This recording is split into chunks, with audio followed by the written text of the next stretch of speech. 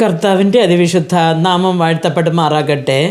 യോശുവയുടെ പുസ്തകം 15-ാമത്തെ അധ്യായം അതിൻ്റെ 19-ാമത്തെ വാക്യത്തിൽ നാം ഇങ്ങനെ വായിക്കുന്നു: എനിക്കൊരു അനുഗ്രഹം തരേണം, നീ എന്നെ തെക്ക് ദേശത്തേക്കല്ലോ കൊടുത്തിരിക്കുന്നത്, നീരുറവുകളുടെയും കൂടെ എനിക്ക് തരേണം എന്ന് അവൾ ഉത്തരം പറഞ്ഞു. അവൻ അവൾക്ക് മലയിലും താഴ്വരയിലും നീരുറവകളെ കൊടുത്തു എന്ന് കാണുന്നു. പ്രിയ ദൈവമക്കളെ, ഇവിടെ കാലേബ് എന്ന ഒരു വ്യക്തി തൻ്റെ മകളായ അക്സയെ കല്യാണം കഴിച്ച് കൊടുക്കുകയാണ്. അപ്പം കല്യാണം കഴിച്ച് കൊടുത്ത് പോകുവാൻ കഴുതപ്പുറത്ത് കയറിയ അക്സ കീഴിറങ്ങിയപ്പോൾ കാലേബ് ചോദിക്കുകയാണ് 18-ാമത്തെ വാക്യത്തിൽ, അവൾ വന്നാറെ തൻ്റെ അപ്പനോട് ഒരു സ്ഥലം ചോദിപ്പാൻ അവനെ ഉത്സാഹിച്ചു. അവൾ കഴുതപ്പുറത്ത് നിന്നിറങ്ങിയപ്പോൾ കാലേബ് അവളോട് നിനക്ക് എന്ത് വേണം എന്ന് ചോദിച്ചു എന്ന് കാണുന്നു. അപ്പം തൻ്റെ അപ്പൻ തന്നോട് നിനക്ക് എന്ത് വേണം എന്ന് ചോദിച്ചപ്പോൾ അവൾ നീരുറവ ഉള്ള സ്ഥലങ്ങളെ ചോദിക്കുകയാണ്, അപ്പൻ അവർക്ക് കൊടുക്കുകയാണ്.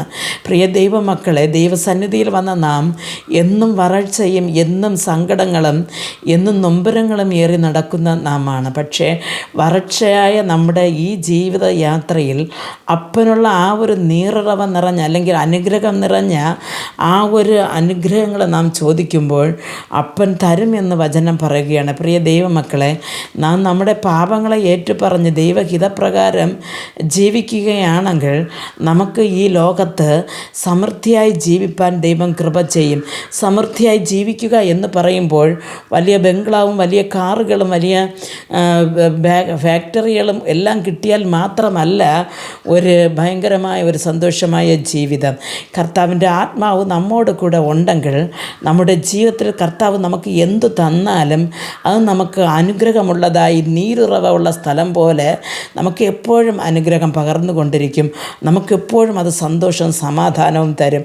ആയതുകൊണ്ട് പ്രിയ ദൈവമക്കളെ, നാം ഈ ലോകത്തിൽ നാം എന്ത് നമുക്ക് തന്നാൽ നാം സമാധാനത്തോടും സന്തോഷത്തോടും ഇരിക്കും. ദൈവരാജ്യത്തിന് മുഖന്നതായി അല്ലെങ്കിൽ ദൈവരാജ്യത്തിൽ പോകാൻ തക്കനായിട്ട് നാം ഒരുങ്ങുമെന്ന് കർത്താവിന് നല്ലതുപോലെ അറിയാം.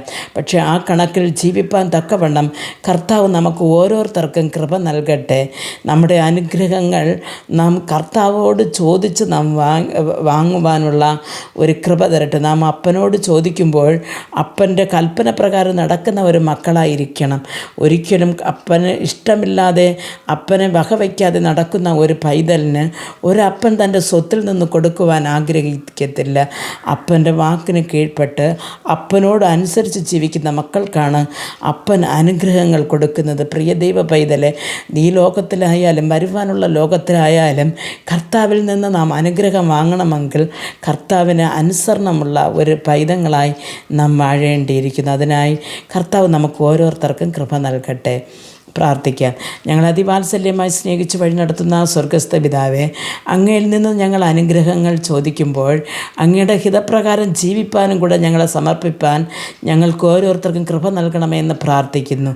യേശുക്രിസ്തുവിൻ്റെ നാമത്തിൽ കർത്താവെ കേൾക്കുമ്പോൾ കൃപയോട് കേട്ട് മറുപടി നൽകി തരണം നല്ല പിതാവേ. ആമേൻ.